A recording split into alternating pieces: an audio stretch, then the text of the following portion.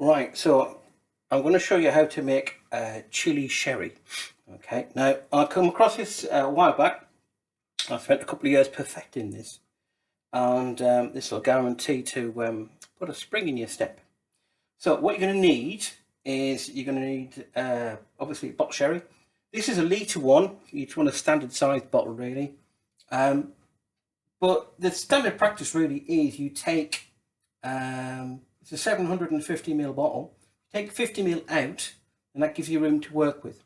Alternatively, if you've got an empty bottle, which will take that amount, then we just fill up via that. Okay, so we'll do that one. Now the chilies we're going to use. Now I grow chilies. This is a little Mexican chili, and chilies are measured in what's called Scovilles. So these little ones are about 50,000. That's like your chili con carne one. Okay, the ones I grow are chocolate Scotch bonnets. Okay, you're probably wondering why they look a bit frosty, because they've just come out the freezer. If you freeze chilies before you use them, it shatters all the cell membranes inside. You get a lot more bang for your buck, guaranteed. So that's why I do that for. So that one there is measured in Scovilles. That's 50,000. This one is 500,000. So these Scotch bonnets are hotter than your average Scotch bonnet.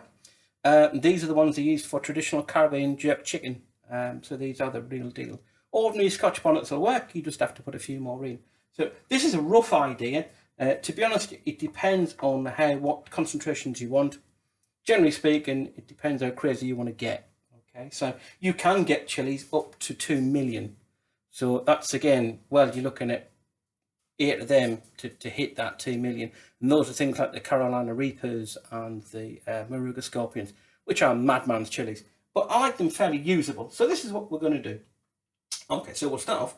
We'll get our 700 ml worth of sherry jerry. This is just sort of bog basic stuff. It doesn't have to be our fancy. Okay, splashes everywhere. Never mind. Hey, if you can't make a mess when you're cooking, when can you? So you need some spare sherry at the end. Okay. Because what happens is if it gets too hot later on, you can always dilute it back with the same sherry. So this is where I try and not get it all over the place. So we just pour that in now. Making sure it goes on. Now chilies are fascinating really. They've been all around the world. And it depends on really, again, how hot you like them. Okay, so that's 7. We'll see what we've got there. So 7, so coming along nicely. Yeah, the reason I use sherry for it, it's not too hot. If it was things like vodka, the problem with that is it's too hot. It takes too much of the capsaicin out. It makes it far too difficult. So you can see why I didn't fill it up right at the top, and you can see by taking 50 ml out, you need a bit of room to play with, because you're going to put in 2 shot glasses of dark muscovado sugar. Okay. You can use brown sugar, any sugar you like really. I just want something to give it a bit of taste, a bit of background. If you're using a Scotch bonnet, it's a smokier taste anyway, so you've just got a bit more flavour. And we always put a cinnamon stick in as well, just to give it a bit of character. So we snap that up, plonk them in. Okay. We can put the sugar in first. Now it is a bit of a pain because it comes in lumps, but we can just pretty much get most of it in. If you're worried about getting it everywhere, what you can do is if you fold up a sheet of paper, all right, and you can put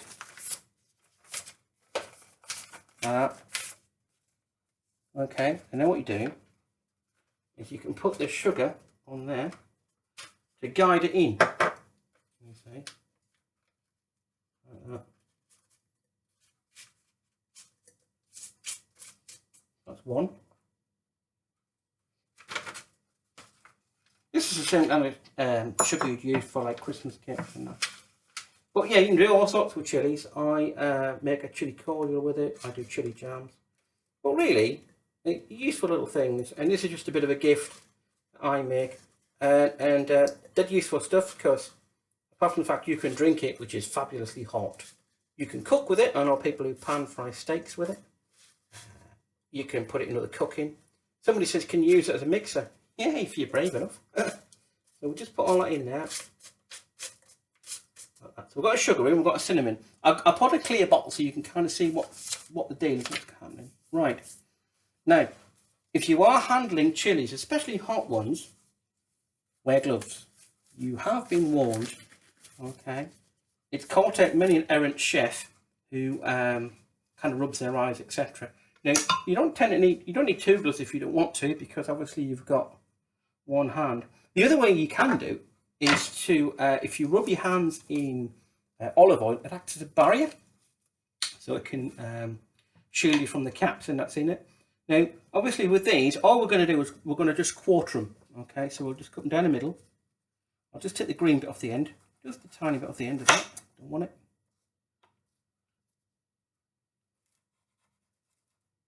Don't want that either. So, if you're wondering about chilies, the capsin, the naughty stuff, isn't in the seeds. Everybody thinks it's not. Wrong. It's in the pith. It's in like this, the white fibre stuff in the middle. Okay. Plonk. Plonk. And what happens is when you cut through it, the capsin sprays and hits the seeds and it sticks to the seeds. Okay. And it's a shame we haven't got smell of it because I can smell them now. But yeah, I do freeze them because also there is no real way of drying these type. You can dry the little Mexican jobbers. You can hang them up. But these ones aren't so bad. But yeah, do a bit of research because you can buy, I know you can buy Scotch bonnets and like Morrison's and that. But how hot they are, and it's entirely up to you what you want to do with them really. But these are just a fun thing. The idea is, once you've got them in, right, we're then gonna, you just shake the bejesus out of it, as a friend of mine used to say, and just to dissolve the sugar into the actual solution. Now, obviously, the chopping board there, we don't want to touch. Okay, now I've just had my maulers all over chili, so we'll get rid of that. Because I haven't touched anything. Put the bottle on there. So all we do is just give it a mosh around until we get it dissolved. You might not get it all dissolved in one hit, but just keep having a go. And what we'll do is we'll put this just in a cupboard in here somewhere. Let's stick it in the kitchen cupboard. That'll be fine. And what you do is check it. So what you do is I think what we'll do is we'll just put a bit more. So now I've got that in, so I know where I am with that. I will top it up a little bit. So that's what happens to your spare sherry, you see. You can kind of put it back in. Like I said, if you make it kind of too stupid, then you can always just whop a bit of spare sherry in it at the end. So what it'll do is it'll stay in this bottle for about 2 weeks. You need a bit of room because if you fill it right up, you can't shake it up properly. You need a bit of air in it, you see. So that's better. So the idea is it's going to stay about 2 weeks. So the week 1, you try it, and it'd be probably quite warm. Week 2, that might be hot enough for you. In which case, all you would do then is you take this bottle and you take this little jug here, put a sieve on.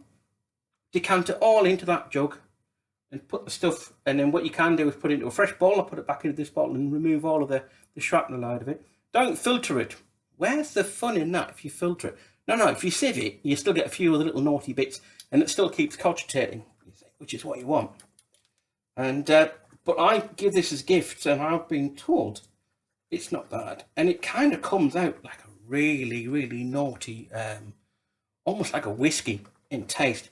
But of course, it's only as strong as a sherry, so it's not very strong alcoholically. But because it's got chilies in it, the endorphins in it will make you think it is like the hottest whiskey in the world. But of course, it's not alcoholically strong. But it's quite a lot of fun when you try and drink this. Okay? So that's pretty much all the sugar done. So again, leave it for a couple of weeks. Just taste it. That's the only thing you've got to do. And then what you can try and do then is, if you think that you need to put a bit more sugar in, you can do, just to taste really. And that's when you decant it. So I'll have another empty bottle And when I've taken all of the bits and bobs out, I can tip it back in. I'll try and see how hot it is, and then I can add it and take away and plus it. So that's really it. It's very straightforward. You want your couple of shot glasses of sugar. You want some chilies, any weapons of choice. If you've got ordinary chilies, again, you can get a bag of them. Pretty straightforward. Most supermarkets do them. I think Morrison's do Scotch bonnets. But have a look around. Some of the markets do some decent ones as well. If you're using hotter chilies, you could use ghost chilies. 3 or 4 of them. But you've just got to bear in mind how many equates to how hot it's going to be.